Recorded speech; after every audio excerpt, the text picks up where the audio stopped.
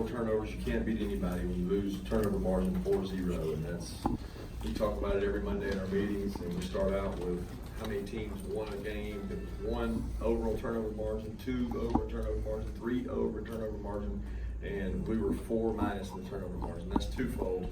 We didn't force any on defense, really didn't cause any problems for them when it comes to that, and then obviously didn't take care of the ball offensively. Give South Carolina a lot of credit. I thought Will and his staff did a great job. They were able to control our run game, played really physical up front. They played a lot of guys. They outplayed us up front, and that played a big part in the game. When we did get momentum and we're moving the ball, we seemed to stub our toe each time, either with a turnover, a penalty, or something that kept us from doing it. But our kids are resilient. Our kids will continue to fight. We've got to look ourselves in the mirror as coaches, staff, and do a better job. We got to help our kids out. And I just told everyone in the locker room, they can't hang their head. They got to go get better, and we got to help them get better. And the leaders in that room will do that, and that's part of it. When you play in the SEC, guys, every week you've got to be at your best, because every team is 100% capable of out-physicalling you and outplaying you. And today, they played better than we did. And we didn't do a good enough job as coaches to help them out. Credit goes to them. Could you go over the scenarios at the end of regulation? Or did you consider sending Rod out there earlier? Just all your thoughts? We had time. We had 13 seconds, I think it was, at one time. And we got a play call. We had to work the sideline. And we were going to work the sideline. We do it every week. We're going to work the sideline, try to get him 5 more yards, 6 more yards. Jake always does a good job of making those decisions to throw it away or get him out of bounds. We thought 38-yard line. It was a long, long field goal, but it was a shot to make it. And we felt like we had to take one more chance to get 5 or 6 yards, and then we're going to kick it. Not going to kick it with 13 seconds. Because number one, we thought we'd get some more yards back for him. But the penalty obviously killed us, because not only did we get the penalty, but we lost the play. So when you lose the play and you got the penalty, now you're forced with 3 seconds left to either kick a 60-yarder or try to throw a Hail Mary. So that was the decision. Kirby, what would you say about Jake Fromm? I know he did have one of his best games, but a lot of people just on Twitter were just talking about his performance and just the QB situation here at University of Georgia. What do you just have to say to those people and just about Jake Fromm? I don't have to say anything to those people. I'll be honest with you. They have a right to use whatever they want, to display what they want. That's what Twitter's about. I believe in Jake Fromm. Jake Fromm's a leader of men. He gives tremendous effort week in and week out. He tried to throw the ball away and didn't get enough on it to get it out of bounds, and the kid picked it off. We fumbled a snap. It rarely happens with our guys. It happened today. I can't tell you exactly why it happened. One ball was dropped and we ended up being intercepted off that. So it's tough. It's a tough day.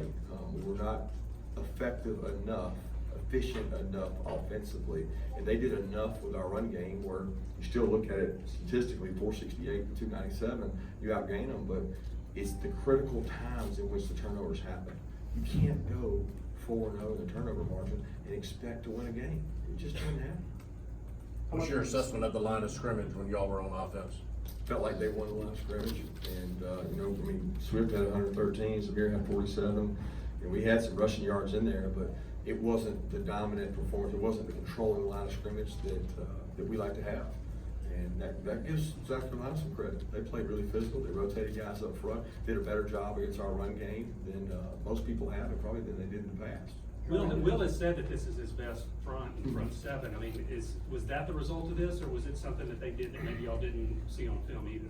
Oh no, we saw them on film. They got a good team. When you start talking about the players they got up front, they got 300 pounders. I said earlier in the week, these guys got good front guys. They're able to control the line of scrimmage and play the line of scrimmage. In our league, that's the way it is. Week in and week out, you're not going to go out there and just be able to push guys around. They played really physical and did a good job. Coach, do you have an update on Brian Harriet and not having him in the game plan? Did that affect the offensive game plan at all? No, it really didn't. He had back spasms, and he had them yesterday, and they tried to treat him for it, and tried to get him out there today. He tried to go, he went in warm-ups, but he couldn't get over them, and it was unfortunate that he wasn't able to play, being a senior. What do you think that offense was really tough? What do you tell him after this I game? lost that. What do you tell Hot Rod after that miss? I know he's Oh man, the guy's made so many critical field goals. Tough. You gotta go back to work. You know what I mean? We're gonna show confidence in Hot Rod because he's a worker. We believe in him. He's meant so much to us. He's given us so much, and it's tough. I mean, their kicker missed one too. It's tough.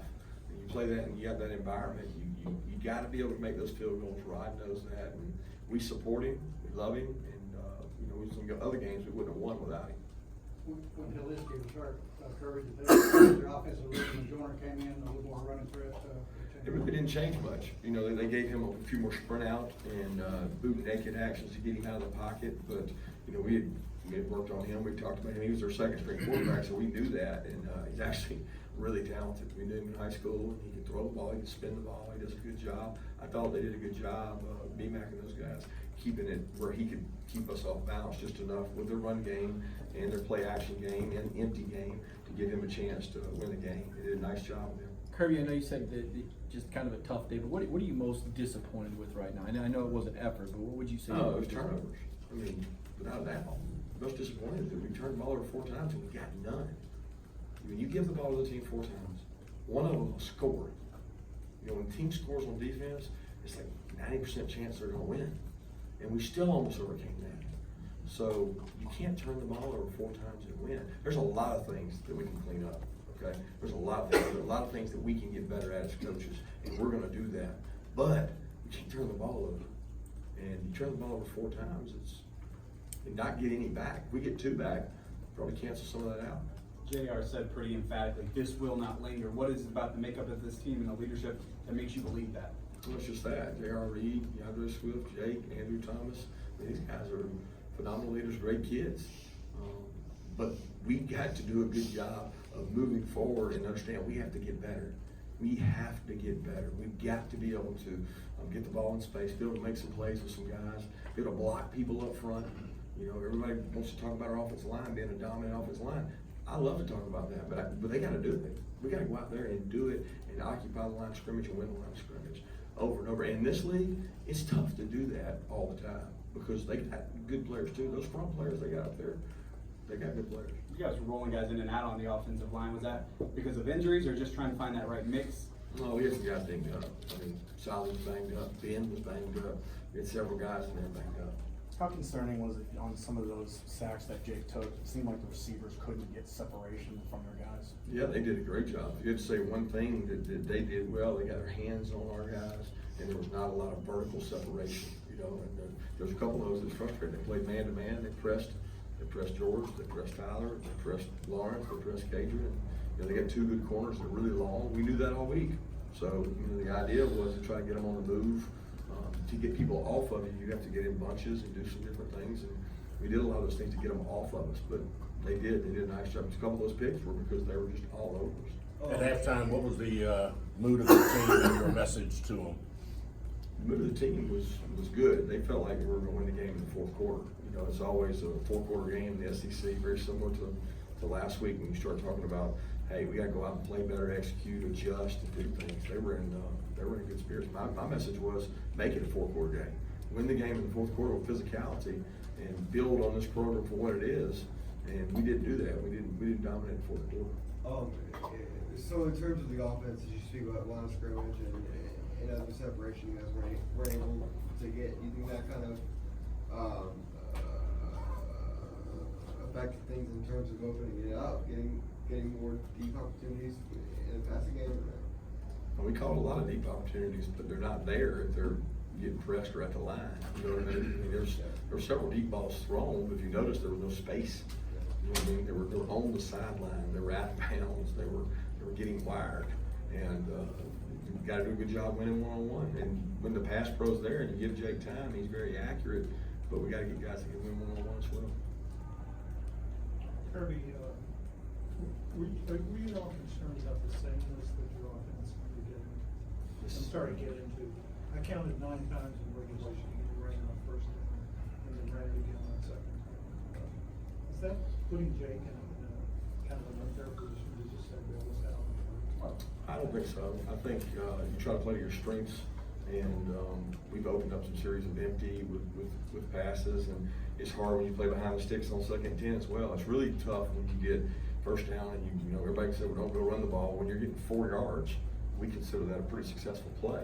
And there were some times we ended up 2nd and 9, 2nd and 10, but there were more times we ended up 2nd and 6 and 2nd and 5. And you've already made it where it's 2nd down, you've got the option to do what you want when the defense is on the defensive. But I certainly think that there were times we opened up some drives where we said, hey, we gotta come out there and open it up, take a shot. And we did that a couple times, but you're not successful there. It's easy to come back and say, hey, well, why do you run it on first, why do you run on second? Well, if you've got the strength of your team is your backs, and you feel like your backs can make guys miss, and the strength of your team is your offensive line, you try to rely on your strength. Once they negate that, and you're not able to move them up front, then you gotta try other things. And I thought that we tried to do both those. We opened it up, threw it to George over the middle one time, took a shot coming out, trying to do those things offensively. Kirby, I know Tyler had a nice play final on the scrimmage there. What about getting to the quarterback for your team in the pass rush today? Yeah, you know, I don't know there's a couple times we got to him, he got loose and we couldn't finish, especially on the second kid that came in. You know, the first kid, I knew all week, he's got a ability to get the ball out really quick. He's got a great release. He doesn't take sacks. I mean, he's not gonna sit back there and just let you hit him. He's gonna throw the ball away and get rid of it quick, and he did that early in the game. The other kid came in, we got pressure several times, especially late when they were in empty, but he's a really athletic kid. And when you have kids like that, it's very similar to Notre Dame. You get pressure and affect him, and he's taking off running, and sometimes those 300-pounders, 200-pounders that are rushing him, can't get him on the ground. We had several chances to get them behind the sticks, and we couldn't do it because he just made it enough to make it manageable.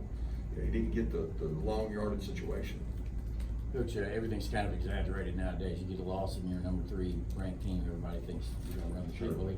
What was the message? You obviously got more games to play, and you're in the heat of it right now. Yeah, the message is we're a team. We stay together. When things get thick, we come together even better. It doesn't. The outcome of this game affects everybody outside of our building, inside of our building. We just get tighter and we go get better. And that's what we need. We need to grow and get better. We got to improve. So the outside world's going to say what they're going to say regardless anyway. We don't control that message. What we control is that our players believe in each other, and we got to help them get better as coaching staff. Kirby, pretty much universally talking to the players that felt like they just got outplayed. You said that yourself.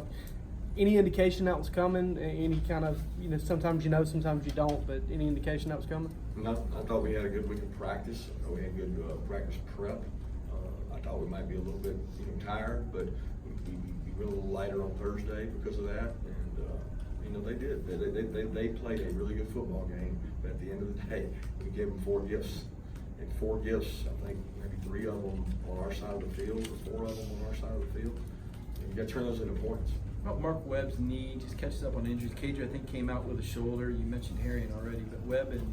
Yeah, Webb's he bumped knees on the Linsky kid's knee brace. They went knee to knee on one of those pressures, and the knee brace got him, and he's injured. I don't know how serious it is. We'll check into it.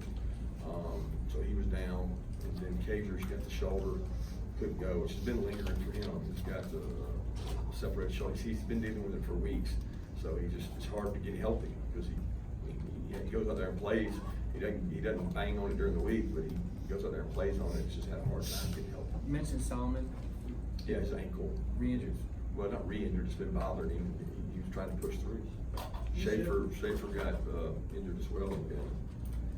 You said last year in that move that all your goals are still attainable. I assume the same holds true. Yeah, absolutely. I mean, I've been a part of a lot of good football teams that have lost a game. And for us, it's really not about this game anymore. We're going to deliver the tape and get better. It's about the next game. Because in the SEC, they're all like this. I know that people find it hard to believe that Georgia, the number 3 rated team in the country, just played a tight gun ball game or lost to South Carolina. But when you look at it, Kentucky has a good football team too. And everybody we play has good football players.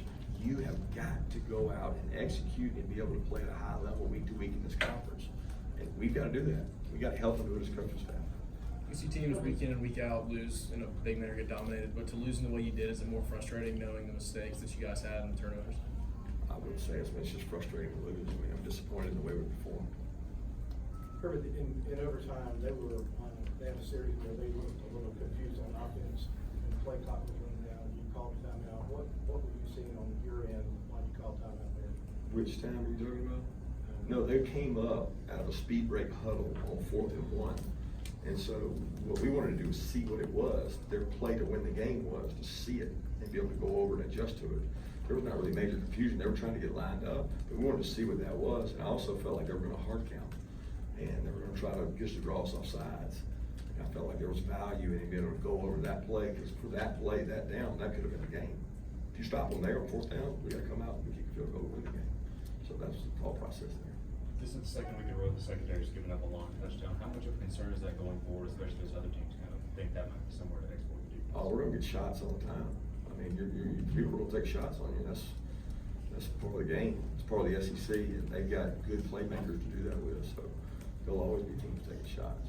How close Two is more Campbell? questions? Do you know how close Campbell is from coming back, Tyson?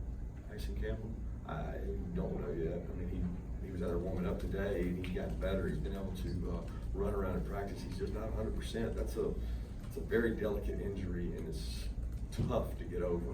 And we're trying to be patient because you don't want to come back early from that injury, and turf toes are tough. Take the mark of bounce back, Kirby really hit the ball well with that. He did, he punted the ball well.